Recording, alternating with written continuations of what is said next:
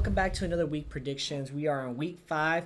We are a quarter of the way through the season. That means there is only 13 weeks left after this. And then after that, there's only 5 weeks of postseason football. Then after that, we're all going to be set for a good 6 months. But anyways, guys, last week I went 10-6. Not too bad. Bringing my total record to 36-28. So we're a little off on the ratios. I want to be a little bit better, but let's get into it with these predictions and let's hop right into them.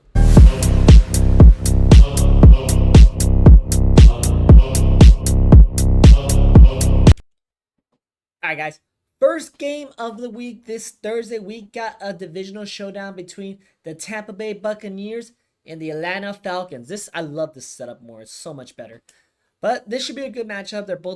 They were both supposed to be the heavyweights in the NFC South, but now you got to throw in the Saints into the mix, and the Falcons are a little bit underperforming. Looking at you, Kyle Pitts. Again, drafted him in fantasy. We're not gonna get into fantasy, but in this matchup, I like the Bucks better. Just Baker Mayfield's on a roll. This team looks really good, and they're picking up where they left off last year as a playoff team, and I can see that to continue. So unfortunately, I got the Buccaneers winning and Kirk Cousins taking another loss. Unfortunately for Kirk Cousins. But let's kick it into Sunday. Now in our first Sunday matchup in the morning, we got the New York Football Jets and the Minnesota Vikings. I actually think this might be a London game, so it's probably going to be 6:30 in the morning for East Coast people, 9:30 in the afternoon for us, I believe, in the West Coast. Or it could be 6:30 for us and backwards. 6:30 for us, 9:30 for the East Coast. I am bad. But anyways, so we got a pretty good matchup here. We have the undefeated Minnesota Vikings taking on a familiar foe in Aaron Rodgers. Rodgers used to own the NFC North, but I honestly think the Vikings are going to get some much needed payback on Aaron Rodgers for those years of torment. Give me the Minnesota Vikings beating the New York Jets. And by the way the Jets have been performing, I think it might not even be close. It could be potentially a blowout, and it could be Robert Sala's last straw in New York, where we will welcome him back in the 49ers as our defensive coordinator. But if it wasn't obvious, I'm taking the Vikings to win it. Now back to a reasonable time to be up in the morning for watching football. At the 10 a.m. slot, we have the Carolina Panthers taking the Chicago Bears on, which could be either a really good matchup or really bad. Andy Dalton's still going to be the starter for the Panthers. They're showing some life. They're showing that they have something in them, the willingness to prove that it wasn't the whole team that was bad. It could have just been the situation Bryce Young was in. And the Carolina and the Chicago Bears, Caleb Williams looks like he's slowly putting things together. He had, I think, almost like 400 yards last week, or pretty close to it, and threw multiple touchdowns. I think this week they finally put it all together in a really good, favorable matchup for them against the Panthers. Caleb Williams should be going off this game and actually have the numbers that he's expected to have. So give me the Chicago Bears to win this game probably fairly handily. I don't see the Panthers standing a chance. And now we got a matchup between the Cleveland Browns and the Washington Commanders. Hey, can we give the Commanders a little name back? I'm starting to feel kind of bad for them. I met some really cool Redskin fans who basically left the team because of the name. And this guy has tattoos of them on them. So give them their name back, whatever. But the sneaky team that's probably going to win the East this year, the Washington Commanders, and their Rookie of the Year quarterback and Jaden Daniels, they're looking very good. That team right there, they're being punished by a higher power for the quarterback that they chose to pay and bring into the organization. They're being punished. This is their... If you believe in religion, you know what's going on to them. Give me the Washington Commanders to win. And I think Jaden Daniels is probably going to have a record-setting game probably. He's probably going to run for a lot of yards. Probably going to throw for a lot of touchdowns and a lot of yards as well. So give me the Washington Commanders. Familiar foes in very different circumstances. They used to be the heavyweights of that division. Now, unfortunately for the Dolphins, not unfortunately for them, it looks like Tua was not a system quarterback. Tua was a system on that team. He made everything flow, and it's starting to look like Mike McDaniels, his scheme might be a little too complicated for his own good, where you can't just plug in a backup quarterback to like help the team win, because it's looking rough out there. They look like a completely different team. You have Tyreek Hill having him out there on the sideline. You have Skylar Thompson hurt, Tyler Huntley, whatever his name is, not throwing the ball accurately, throwing the ball behind the line, causing fumbles. it's a rough time in Miami. And then you have the Patriots, who are not necessarily good, but they have a decent defense, and they're trying. They're trying their butts off, and Jacoby Brissett, credit to him, man, because he knows this team is not going to be his team for the future.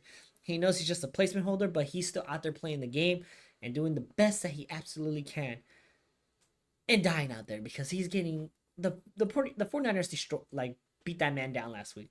But who do I think is gonna win this game? Who do I think is gonna win this game? Let's find out who I picked in my pick'ems. I picked the Patriots, so let's go with the Patriots. That could be the final nail in the coffin for Mike McDaniels in South Beach. So yeah, let's go with that. I can honestly say with every fiber in my being, I do not give two shits about this game. Don't care about the Colts. Absolutely do not care about the Jaguars and their overpaid quarterback. But give me the Jaguars to get the first win because this just seems like a game they should win. But if they don't, Mac Jones time? Just kidding. Not really. But give me the Jaguars to get the first win of the season. And now, what should be a very good matchup, we got the Buffalo Bills taking on the Houston Texans. The Buffalo Bills got handled by the Ravens last week very convincingly. It was a gut check, humbling, whatever you want to call it. The Bills went through it, and now they got a pretty tough matchup coming against the Houston Texans. But I got one thing to say about the Houston Texans. They were looking very good in the offseason, very promising, but that ass whooping they got by the Vikings kind of brought them down to earth. And then they were struggling with the now 0-4 Jacksonville Jaguars. Are the Texans maybe not as good as we made them out to be? Could that be a possibility? It very well can be. And I'm starting to look at that. That brings me to this question. Are the Buffalo Bills going to destroy them? I think so. I think this is going to be another one of those games where Buffalo just runs through their opponent, like not even looking back. And then, the Bills have something to prove to Stephon Diggs. And then Stephon Diggs is going to be very upset if he doesn't get the ball enough against his old team. Give me the Buffalo Bills to win this game and beat the Texans. And also, bonus, we'll see a Stephon Diggs meltdown on the sideline. And speaking of the Ravens and also underperforming teams, we got an AFC North showdown between two teams that I thought were going to be battling out for first place. And it turns out, no, it's the Steelers who are in first place. Who would have thought? We got the Cincinnati Bengals against the Baltimore Ravens. Ravens coming off a huge win against the Buffalo Bills. Like, they look like the Ravens that they were last year. And the Bengals finally got their first win of the year. And now we got these two powerhouses going head to head.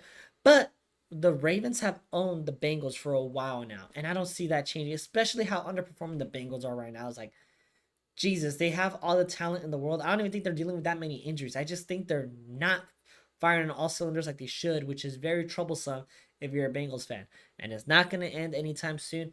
Give me the Baltimore Ravens to have another win this year and get back on the right track that they should be on. And look, here's another game between two teams I could give not a single shit about.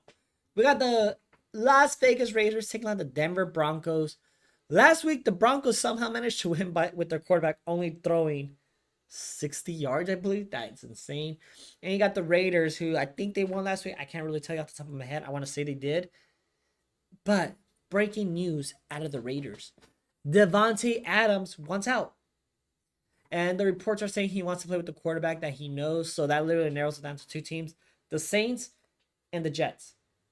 The Saints don't really have the cap space for Davante Adams. They only have like $2 million. And then the Jets, I mean, we all know the history between Rodgers and Adams. So I think Davante Adams is more likely going to be a New York Jet. But, one could hope he would go to the Niners. It could be pretty fun just to watch everyone get down like, oh, Purdy got another Avenger. But enough of that. Give me the Broncos to win this game. I just feel like the Raiders are in a downward spiral, and I don't think Antonio Pierce is head coach material. And I think that's going to be very adamant after these next few weeks. And now we got the San Francisco 49ers taking on the Arizona Cardinals. And San Francisco had a very, very convincing win against the Patriots. Yes, it is the Patriots. And to those Seahawks fans, if you guys are watching this, because I know you guys saw my TikTok, Seahawks fans, y'all really want to say, oh, well, y'all just beat the Patriots. We did that too. Y'all had to go into overtime to beat the Patriots. The Niners handily stomped the Patriots out. Still a messy game from the Niners. There's some things they can clean up. Like, for starters, sometimes they get a little trigger happy on offense, but I love it. I love to see it happen. Purdy slinging the ball down there, but just reel it back in a little against when it gets those good defenses. And then our defense played phenomenal, but there are some spots where I would like for them to tidy up. But they're going back on the right track, and this is like one of those games where they need to win. As apart from the Arizona Cardinals, looked really good at one point when they blew out the Rams, and then continued to lose the next two games, and then got destroyed by the Commanders last week, which got me thinking: are the Commanders good, or are the Cardinals just bad, or are the Cardinals good and Commanders are really good? But nonetheless, this is a division matchup. They always go pretty hard at each other for the past few years. Recently, the Niners have been owning the Cardinals, but a lot of that, I'm not blind to admit, it was without Kyler Murray and without starting wide receiver for Kyler Murray. So now they have both. We'll see how this game goes, but I still believe my 49ers will win this game. I wouldn't say handily because it is a division matchup, but they go pretty good against each other, but I wouldn't be surprised if the Niners blow out the Cardinals. So give me the 49ers for the win. And now we got the Seattle Shitbirds versus the New York Giants. I told you, fakest 3-0 team of all time. They finally play a good offense and they get exposed horrifically. The Seattle Seahawks 3 wins came from, may I add, the Broncos, the Patriots, and the quarterbackless Miami Dolphins. They are not good, and they proved it. Yes, don't let the scoreboard fool you. Geno Smith had a really great game, but he had to throw the ball a lot because, they were losing by a good amount. The game was kind of close for a bit, but the Lions just ran away with the game at the end and really exposed that Seattle defense that they're really so proud of out there. So, just saying. And now we got the New York Giants, who played pretty well against the Dallas Cowboys. Daniel Jones underthrew some passes to Marvin Harrison Jr. that if he would have hit, they would have won that game. Like he had a really good game. If it wasn't for like 2 underthrown passes, we would be talking about how Daniel Jones might still have a chance in New York. But I digress. Who do I have to win here? Should I go with the logical choice or should I go with the Homer bias choice? I'm going with the Homer bias choice. Give me the New York Giants with the upset, and Seattle just loses another one, and it just brings joy to my little heart. Now we got the Packers take on the Rams, and Packers, I don't know what happened to your logo, something with my editing. I'll get it figured out eventually. But now we got another game where the Packers are coming off a loss, almost an embarrassing loss, if it wasn't for the second half where either they put their shit together or the Vikings were about to fall apart. Who knows? But they were pretty close if it wasn't for a Jordan Love interception that just sealed the game away. Did his best Brett Favre impression, like one of my friends would say, who is a Packer fan, so I could say that. But they're going up against an LA team who's still injured, bitter. Yes, they had an upset victory over the 49ers a couple weeks ago, but last week those injuries did show as they did drop one. And I think the Packers are a really good team, and this isn't a divisional game, so there's no extra motivation for the Rams to win. So I got the Packers beating the Rams, and the Rams will fall to 1-4. And now for the Sunday night matchup, 2 historical franchises going at it. We got the Pittsburgh Steelers, who are in first place in the AFC North, might I add, against the Dallas Cowboys, who are trying to get back on track, especially when it comes to the Commanders getting a little lead on that division and the Eagles fall. So, the Cowboys are there to take the division if things go well for them this week. And I think the Cowboys have too much offensive firepower to lose to the Steelers, in my opinion. The defense of the Steelers could keep them at bay. Like, it wouldn't shock me if that happens. But I'm going to go with the smart choice and the logical choice and say the Cowboys with Dak Prescott, CeeDee Lamb, they have to be able to get it together if they want a chance to win this division from the Commanders, who are, like I said, building up. My prediction goes at this point, there's still going to be a game ahead of them in the division standings. So give me the Dallas Cowboys to win this game, as painfully as it hurts me to say that. But it could go either way. I wouldn't be surprised, but we're going to go with the Cowboys. And for our Monday Night Football game, this time only one football game on a Monday, we got the New Orleans Saints versus the Kansas City Chiefs. So, Saints are 2-2. Chiefs are undefeated. Usually, I would go with the Chiefs. But, starting to look at it, they are a more healthy team right now. The Chiefs are officially down Hollywood Brown. They are down Isaiah Pacheco. They have now lost Rashid Rice, and last week's game against the Chargers was not a great showing from Patrick Mahomes. And then Travis Kelce is nowhere to be found basically at this point. So, Saints, America is rooting for you. I am rooting for you. Everyone except the Swifties are rooting for you.